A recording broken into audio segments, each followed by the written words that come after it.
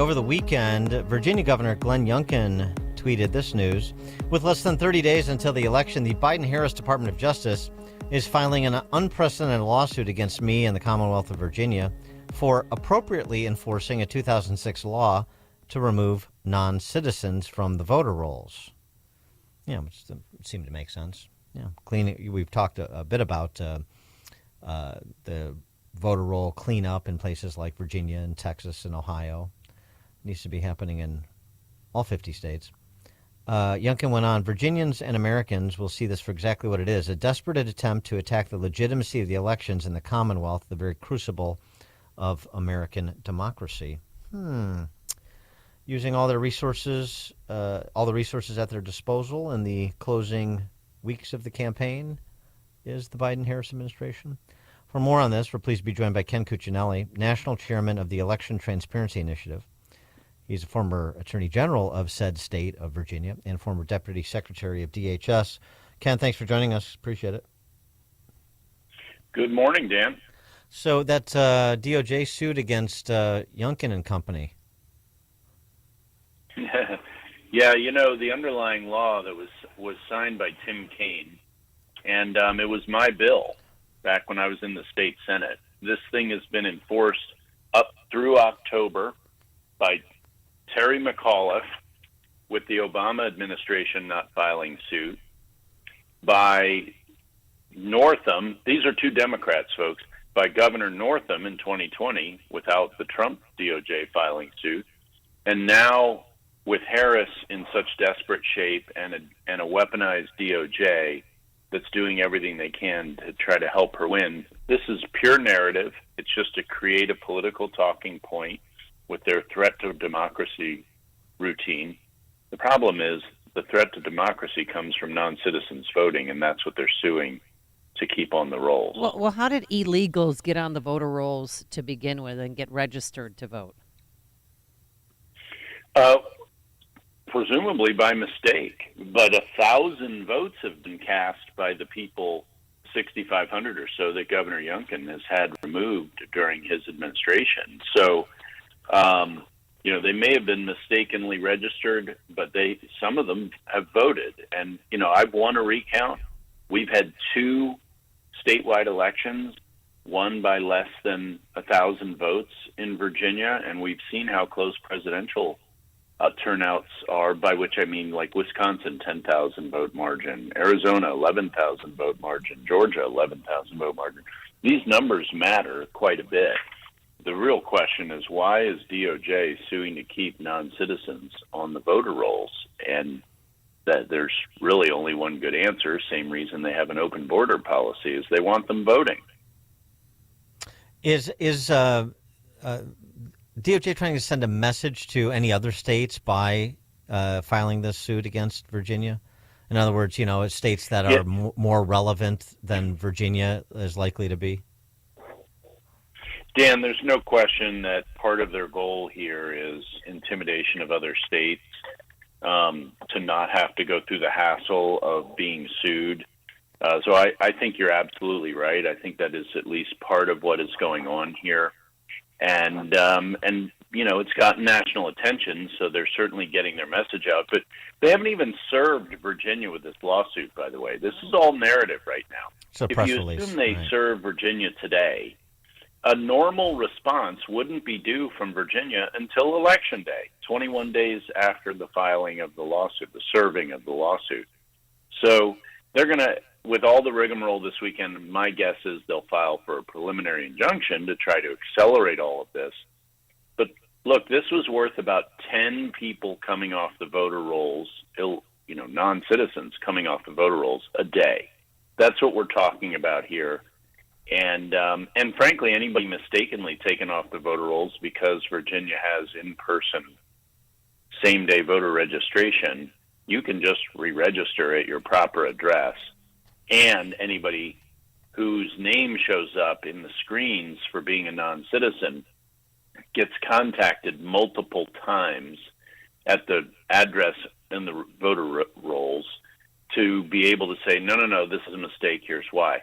And so this is not some random It's not systematic, which is a key legal element of the case undertaking. It's a very specific removal of voters who have identified themselves as not being citizens. The situation in North Carolina, to a lesser extent Georgia, what's your assessment of how local authorities are moving in response to the natural disaster to Helene to make sure that people are not disenfranchised? Yeah, Dan, the difference between those two states and really all 6 states hit by Helene has been night and day, with North Carolina performing absolutely horribly, and still they don't have an accounting for who's missing in North Carolina. You compare North Carolina's performance here with Florida, that has been hit by 2 hurricanes, Milton after Helene, and Florida is recovering better than North Carolina being hit by 1. And this affects people's, if you can't eat, you don't know where your next meal is coming from, and your house has been wiped out, you're really not thinking a lot about voting. Right. Maslow's hierarchy of needs comes into play.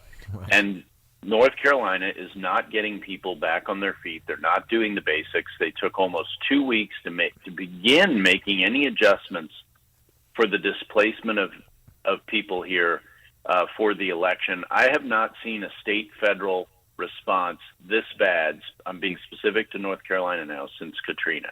It's very bad. And when I was at DHS, FEMA reported to me this is a very poor performance. And so they have 3 weeks. It's very frustrating to a lot of people. They have 3 weeks to get it together. Do you think that's enough time? They will make forward progress. But Julie, the fact of the matter is they're already behind where they should be.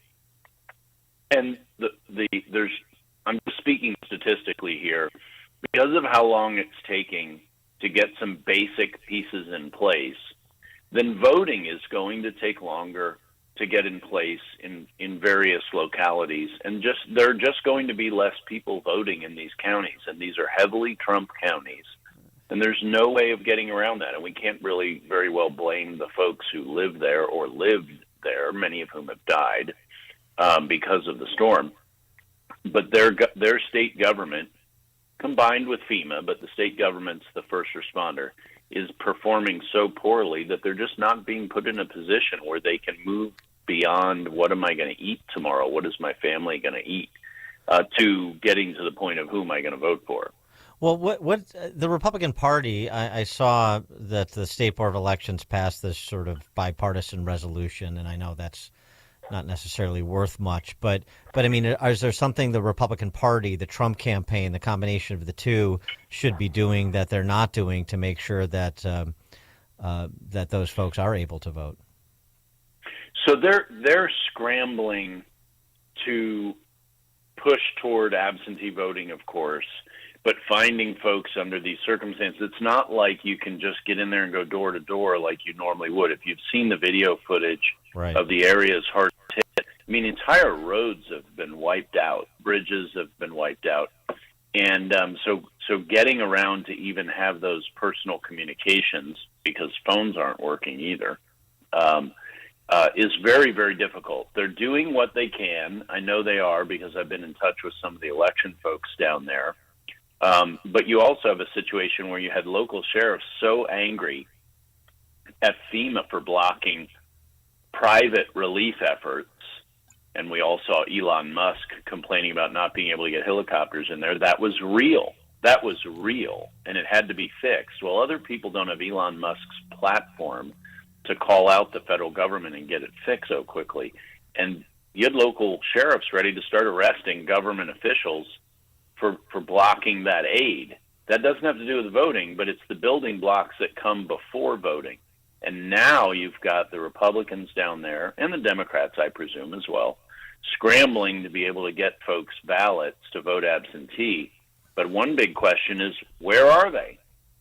Are they, if their home's wiped out, that's not where you're going to find them. One of the changes that the state board made is that absentee ballots could be turned in any locality.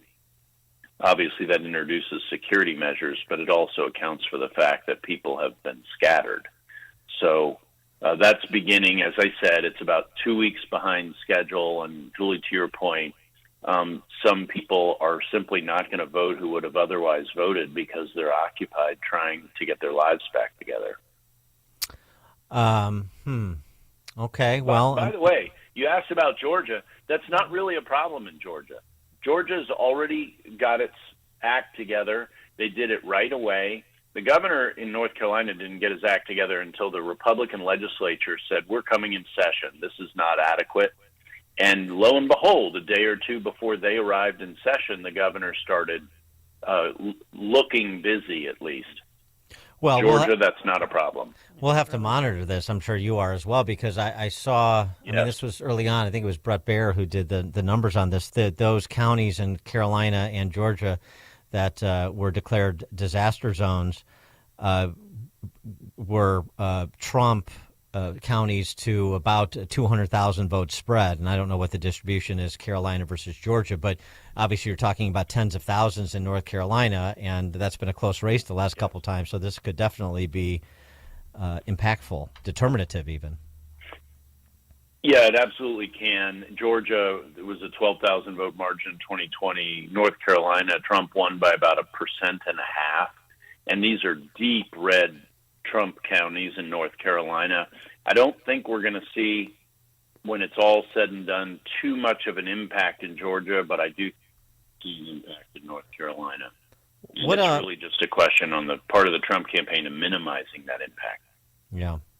Where else should we be focusing our gaze? You know, the Maricopa County, I mean, just thinking back to the last couple of cycles, but particularly the last one, Maricopa County comes to mind. The Pennsylvania Supreme Court comes to mind. Milwaukee County comes to mind. Detroit comes to mind. What's your view?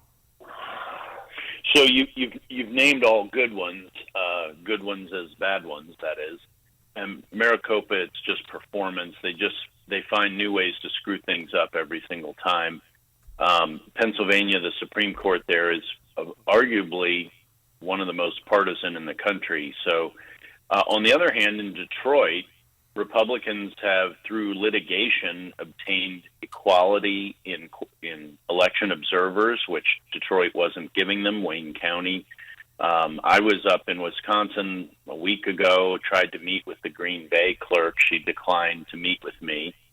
And, you know, those 5 cities in Wisconsin were very problematic as it relates to Zuckbuck's last election, which was illegalized by referendum in Wisconsin this April. So we'll see if they obey it or not.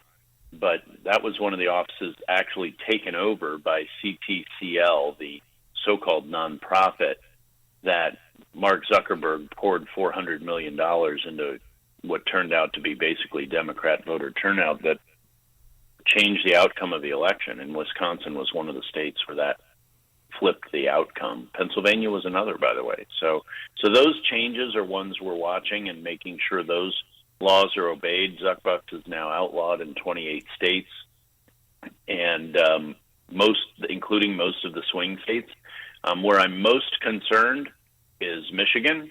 The Michigan Democrat General Assembly and their governor, Whitmer, have been systematically stripping away election protections for the last 2 years. And the Attorney General there, that Dana Nessel's a nut job.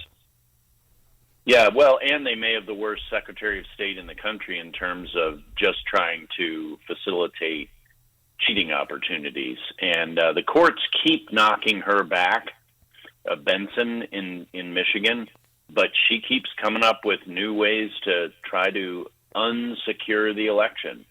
But the courts so far have held pretty strong, unlike, say, what we expect out of the Supreme Court in Pennsylvania.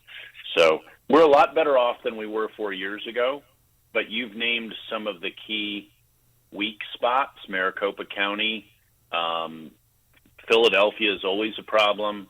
Detroit is always a problem, though litigation has been making that a lot better, and litigation is one of the areas the Republicans really weren't on the battlefield on 4 years ago, and they are now, and they're making real headway there. Nevada is another problem area, especially watch the last weekend. Watch the ballot harvesting going into the close. Adam Laxalt was going to be the U.S. Senator from Nevada, and the unions just hit the streets on the last weekend, and they were ballot harvesting, which is legal in Nevada. It's legal in my home state of Virginia. I don't like it, but it's legal. And where it's legal, our side needs to beat the other side. As I tell people who can't stand this stuff, you want to get rid of ballot harvesting? Beat them at ballot harvesting. They will join you at getting rid of ballot harvesting.